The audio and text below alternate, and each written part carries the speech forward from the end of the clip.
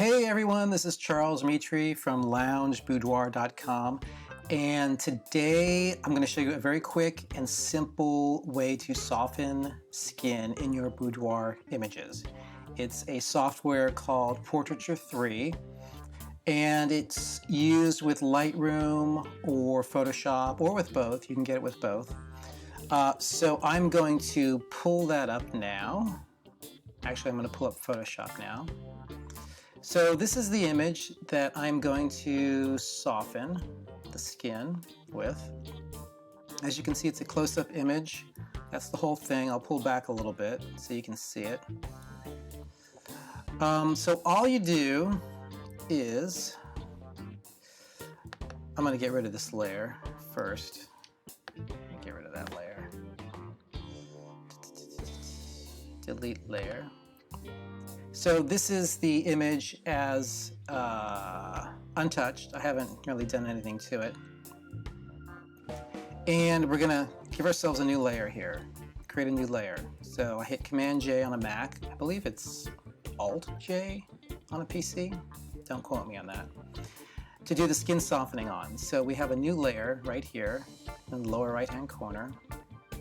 And all you do is you go up to Filter, go all the way down, and Imaginomic, that's the name of the company that makes Portraiture, Imaginomic. So I've already obviously loaded that into Photoshop here.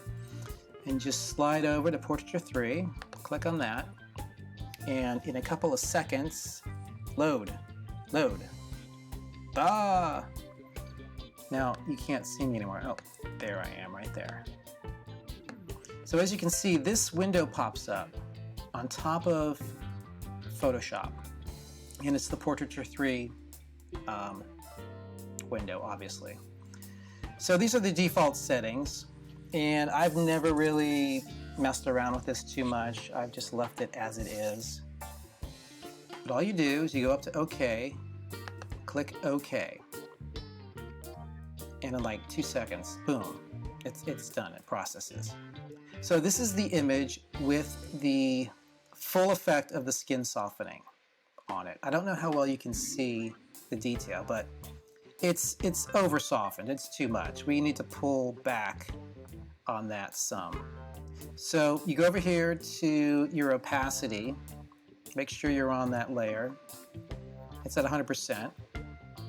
And I usually pull it back at least to 70% on a close-up image like this.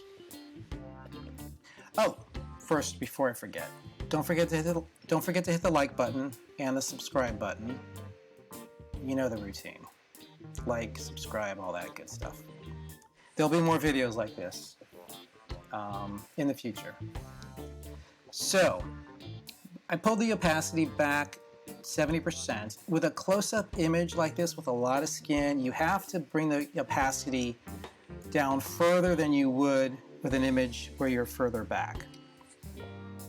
So what I like to do is I like to go down here and turn on and off the layer and compare.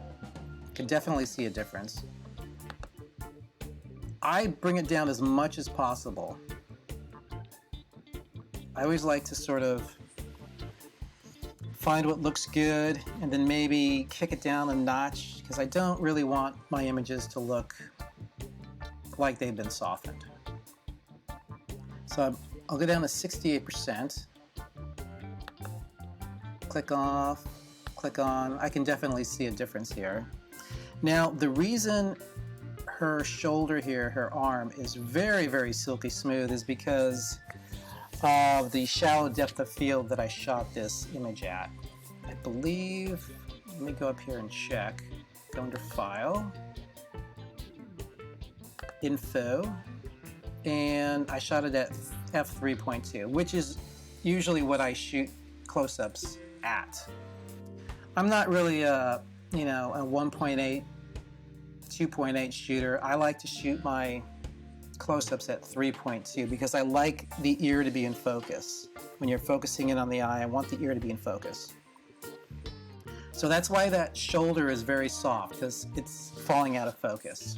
So as you can see, I shot this on a Nikon D800, 50mm lens at 320ths of a second, f3.2, ISO 125. So it's just a natural light shot. She's by a window here that I put up a sort of a very sheer white curtain drape.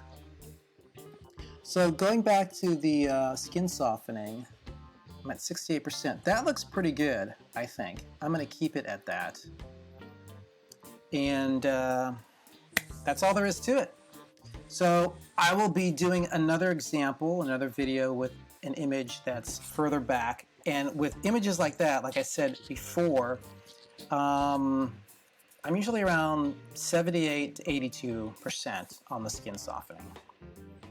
So that's it. Thanks for watching. Check out loungeboudoir.com if you're interested in more articles and tips about shooting boudoir, learning how to run a boudoir photography business, and appreciate it. Thanks so much. Bye-bye.